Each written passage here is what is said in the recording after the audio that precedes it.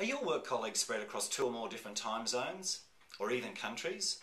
Are you expected to work in harmony with these people, even though you rarely see each other face to face? Well, the world of business has changed today. Teams are spread across different time zones, different countries, even around the world. But you know what? They're still expected to work and work efficiently. If you're a manager of a virtual team today, then here's 3 simple things you need to know. This 3-step model will help you manage your virtual team way more successfully. Step 1, have a shared vision and common goals. Step 2, you need good communication amongst the team. Step 3, have the right person in the right job. I worked with an IT company recently. It was a global organisation. The team leader was based in Australia, but his team was spread across 4 different time zones around the world. So he had people in Singapore, in India, in the UK, and on both sides of the US working for him. So I sat down with him and I walked him through my 3-step model and helped him get on top of managing his team. So let's look at it step by step. Step 1, have a shared vision and common goals. What I did with this guy, his name was Rob, I said to Rob, you need to get a team meeting happening and get everybody around the virtual table.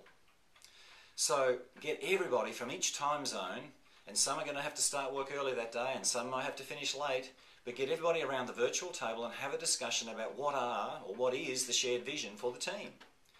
And you either have to get agreement about what the vision is, or maybe, if you're the manager, you might have to just tell them.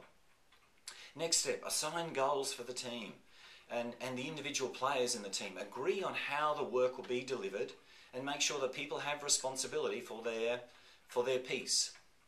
Next step in the model, have good communication. Real estate people will tell us position, position, position, or location, location, location. Well, good team managers know communication, communication, communication. You've got to have good communication.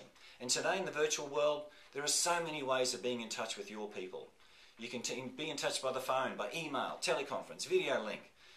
We've got some fantastic programs on computers now, Skype for example, where you can talk to each other for free anywhere around the world and see each other face to face whilst you're talking.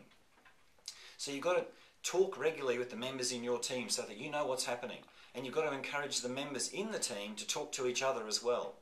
With my client Rob, he set up a system where at the end of each shift, as the handover went from time zone to time zone, there was a briefing meeting to let the next time zone know what had happened in the previous hours of the day, so that the work could continue through the night, through the day, on a 24/7 cycle.